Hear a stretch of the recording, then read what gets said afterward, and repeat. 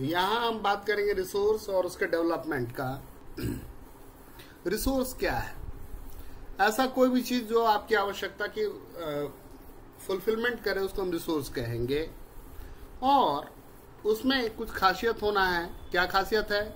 कि वो technologically accessible हो, इकोनॉमी फिजिबल हो एंड कल्चरली एक्सेप्टेबल हो, तभी वो रिसोर्स कहलाएगा। अब यहाँ पर इतनी सारी बातें हैं, इनका क्या मतलब है? टेक्नोलॉजिकली एक्सेसिबल, सीधा देखो एक चीज, आपके घर में पानी आता है, कैसे आता है? मोटर चलाते हो पानी आता है, कहीं हैंडपंप चलाते हो वहां आता है। पेड़ में तो कोई मोटर नहीं लगा हुआ है, लेकिन पेड़ कितने बड़े बड़े होते हैं, आपके बिल्डिंग जितने बड़े, वहां कैसे पानी पहुंच जाता? कोई मोटर नहीं लगा है, कोई हैंडपंप नहीं लगा है। अब जरा सोचो कि पेड़ के अंदर जो साइंस है, वो साइंस अगर आप बाहर कर लेते हो, ठीक है, तो आपको मोटर का बिल कभी नहीं भरना पड़ेगा और ना कभी हैंडपंप का पंप दबाना पड़ेगा। तो जिस साइंटिफिक फिनोमेना से वहां ऊपर पानी चढ़ रहा है, ठीक है, कैपिलैरिटी एक्शन से या ट्रांसपायरेशन के प्रेशर से, वो अगर ऐसे ही हो जाए तो वो होने के लिए साइंटिफिकली हो भी सकता है, लेकिन उसका खर्चा बहुत ज्यादा है। ठीक, तो वो खर्चा इतना ज्यादा है कि उससे बढ़िया है कि मोटर चला लो और पानी भर लो ट्यूबवेल से। इकोनॉमिकली फिजिबल का क्या मतलब है? आपको पता है कि आयरन जो है उसका ओर होता है हेमेटाइट, हेमेटाइट से निकलता है। अब हेमेटाइट से निकलता है तो आपके घर के आगे जो मिट्टी है उससे भी आयरन निकल जाएगा, लेकिन उस मिट्टी से अगर आप आयरन निकालोगे तो बहुत ज्यादा टाइम टेकिंग प्रोसेस होगा और बहुत ज्यादा खर्चा आएगा। पता चला कि 1 किलो आयरन निकालने का कीमत जो है वो 1 किलो चांदी के बराबर है। इसलिए हम हेमेटाइट या और जो उसके ओर हैं उससे ही निकालते हैं। एल्युमिनियम निकालना है तो बॉक्साइट से निकालते हैं। तो देखते हैं इसमें इकोनॉमिक एस्पेक्ट क्या है, फिर आपका कल्चर उसको एक्सेप्ट करता है या नहीं। तो ये सारी चीजें मिलकर के रिसोर्स को डिफाइन करती हैं। बोलता है व्हाट इज डेवलपमेंट? डेवलपमेंट क्या है? The process of being developed और developing in different manner such as physically, mentally, economically, spiritually, culturally, etc is called development. शारीरिक, मानसिक, आर्थिक, आध्यात्मिक, सांस्कृतिक विकास किसी भी तरीके का हो तो डेवलपमेंट कहेंगे। अब हम बात करेंगे टाइप ऑफ रिसोर्सेज की। तो रिसोर्सेज को क्लासिफाई किया गया है 4 बेसिस पे, ओरिजिन, एग्जॉस्टिबिलिटी, ओनरशिप और स्टेटस ऑफ डेवलपमेंट के हिसाब से। ओरिजिन कि प्लांट से आया है, एनिमल से आया है, कहाँ से है। एग्जॉस्टिबिलिटी, क्या खत्म होगा या नहीं होगा। ओनरशिप, किसी एक व्यक्ति का है, एक सोसाइटी का है या पूरे वर्ल्ड का है। और डेवलपमेंट का स्टेज क्या है उसका। तो ओरिजिन के हिसाब से एबायोटिक है, बायोटिक है। बायोटिक यानी किसी जीव जंतु से आया है, एबायोटिक यानी नॉन लिविंग चीज से आया है। एग्जॉस्टिबिलिटी के बेसिस पे 2 तरीके का, रिन्यूएबल, नॉन रिन्यूएबल। रिन्यूएबल की क्या बार बार यूज हो सकता है, नॉन रिन्यूएबल जो बार बार यूज नहीं हो सकता है। अब उसमें भी फिर 2 ग्रुप है, फ्लो और कॉन्टिन्यूअस या बायोलॉजिकल। और नॉन रिन्यूएबल को भी 2 ग्रुप में बांटा है, रिसाइक्लेबल और नॉन रिसाइक्लेबल। रिसाइक्लेबल की उसको फिर से आप यूज कर सकते हो, जैसे घर से देखते हो ना, वो कूड़ा वाला, कबाड़ी वाला आता है, एल्युमिनियम के पुराने बर्तन ले जाता है, उसका क्या होगा? रिसाइकलिंग होगा, उसको फिर से यूज करेंगे। On the basis of ownership, individual किसी एक व्यक्ति का है, कम्युनिटी किसी एक सोसाइटी का है, नेशनल किसी एक देश का है, इंटरनेशनल पूरे वर्ल्ड का है। और स्टेटस ऑफ डेवलपमेंट के बिहाफ पे है पोटेंशियल, डेवलप्ड, स्टॉक और रिजर्व। ये भी एक क्लासिफिकेशन का तरीका हो सकता है। ओरिजिन के बेसिस पे बायोटिक और एबायोटिक। बायोटिक वो रिसोर्सेज हैं जो किसी लिविंग चीज से लिया गया है, जैसे ह्यूमन बीइंग या लाइव स्टॉक। एबायोटिक जो है उसमें रॉक, मेटल्स ये आते हैं। All the things which are composed of non living things are called abiotic. For example rock, metal. On the basis of exhaustibility, समाप्ति के हिसाब से, तो रिन्यूएबल जिसको कि आप बार बार यूज कर सकते हो, जैसे कि सोलर एनर्जी है, विंड एनर्जी है। नॉन रिन्यूएबल जिसको आप बार बार यूज नहीं कर सकते, जैसे कि कोयला और पेट्रोलियम एक बार यूज किया और खत्म हो गया, कोल और पेट्रोलियम। ओनरशिप के हिसाब से इंडिविजुअल, जो किसी एक व्यक्ति का है, प्राइवेटली ओन्ड जैसे कि आपका खेत, कम्युनिटी ओन्ड जो एक सोसाइटी का है जैसे कि पार्क, हमारे कॉलोनी का पार्क है तो उसमें पहले हमारा खेलने का ये बनता है, वैसे तो खेलेंगे सभी। Natural resources that are within the geographical boundaries of a nation, for example minerals आपके कंट्री का है।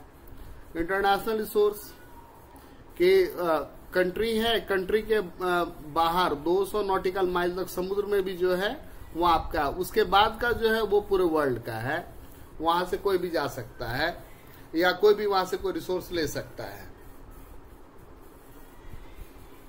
डेवलपमेंट के बिहाफ पे ये बहुत इंपॉर्टेंट है, इसको ध्यान से समझो, यहां से बहुत सारे क्वेश्चन आते हैं एग्जाम में, बता दे रहा हूं। पोटेंशियल जो एक जगह पे मिल रहे हैं लेकिन अभी यूज नहीं हो रहे हैं, जैसे कि विंड एनर्जी, राजस्थान में ही ले लो, आप विंड मिल बना सकते हो, लगा सकते हो, ठीक है। समंदर के किनारे आप कर सकते हो, राजस्थान में आप सोलर एनर्जी का प्लांट लगा सकते हो, कोई हिंड्रेंस नहीं है, आराम से अच्छा सनसाइन है, तो वहां पोटेंशियल है, हो सकता है, लेकिन अभी हो नहीं रहा है। डेवलप्ड रिसोर्स वो है जिसका कि सर्वे हो चुका है, ये पता लग चुका है कि वो कितना है, किस क्वालिटी का है।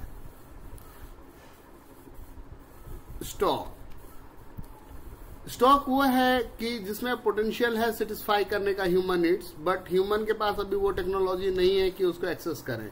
पानी की देखते हैं इतनी किल्लत होती है, समंदर का पानी को डिसैलिनेट करके बहुत सारी जगह यूज हो रहा है, या पानी से हाइड्रोजन को निकाल करके एज ए फ्यूल बना सकते हैं, भविष्य में कह रहा है कि ऐसा करेगा, लेकिन अभी वो नहीं है। और रिजर्व क्या है, which can be put into use with the help of existing technology, but their use has not been started yet. जिसको प्रेजेंट टेक्नोलॉजी के मार्फत से यूज कर सकते हैं, लेकिन अभी हमने यूज नहीं किया है स्टार्ट। प्रॉब्लम्स, अगर आप बिना सोचे समझे यूज करोगे तो क्या होगा। महात्मा गांधी ने कहा है कि धरती पे इतना है कि हर आदमी की आवश्यकता, नीड के फुलफिलमेंट हो सकती है, लेकिन ग्रीड की नहीं, लालच की नहीं। Accumulation of resource in a few hands, थोड़े से अमीर लोग हैं, पूंजीपति हैं, उनके ही हाथ में सारा जमा हो जाए, और इससे क्या होगा, सोसाइटी जो दो ग्रुप में बढ़ जाएगा, अमीर और गरीब। इनडिस्क्रिमिनेट एक्सप्लॉयटेशन, बिना सोचे समझे यूज हो रहा है, और इससे क्या होगा, ग्लोबल इकोलॉजिकल क्राइसिस आएगा, जैसे कि ग्लोबल वार्मिंग, ओजोन लेयर का डिप्लीशन, एनवायरमेंटल पॉल्यूशन और लैंड डिग्रेडेशन।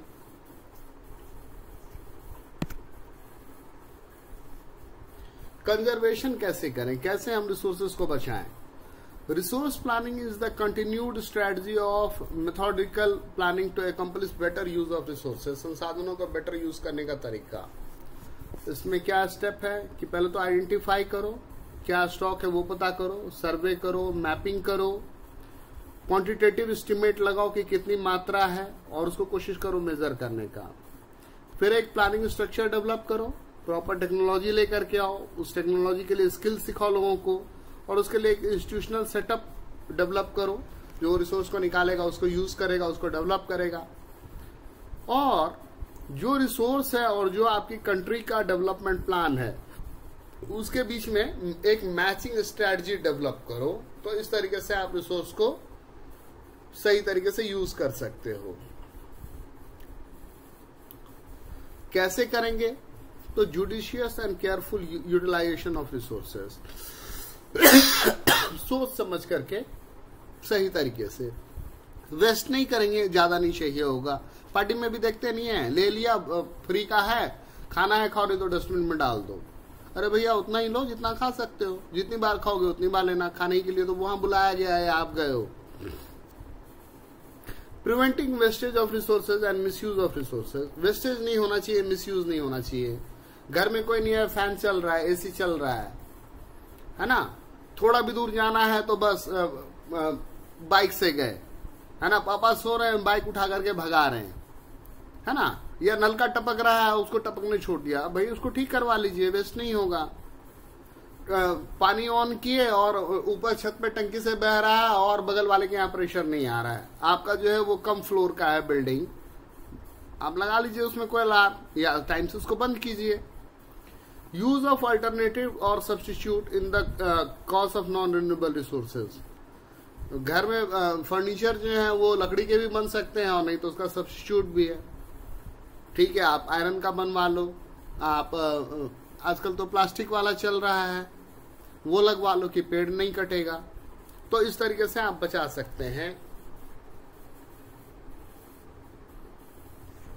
बताया कि अगर सस्टेनेबल डेवलपमेंट का गोल क्या है, गरीबी ना हो, कोई भी भूखा ना रहे, अच्छा हेल्थ हो, लोगों का स्वास्थ्य बढ़िया रहे, लोगों को बेहतर शिक्षा मिले, मेल फीमेल में इक्वालिटी आए, लोगों को क्लीन वाटर और सैनिटेशन का फैसिलिटी मिले, अफोर्डेबल और क्लीन एनर्जी मिले, डिसेंट वर्क और इकोनॉमिक ग्रोथ हो, इंडस्ट्रीज में इनोवेशन आए और अच्छा इंफ्रास्ट्रक्चर हो, इनइक्वालिटीज वो घटे, सस्टेनेबल सिटीज एंड कम्युनिटीज बने जो अपना पोषण खुद से कर सकें, responsible consumption and production, climate के डिटोरिएशन ना हो, लाइफ बिलो वाटर जो मराइन लाइफ है उसको नुकसान ना पहुंचे, जमीन का लाइफ जो है वो सही से बना रहे, हर जगह शांति हो, न्याय हो और जो संस्थाएं हो वो मजबूत हो, और इस चीज के लिए लोगों के बीच में पार्टनरशिप हो। तो ये था सारा कुछ। थैंक यू दोस्तों।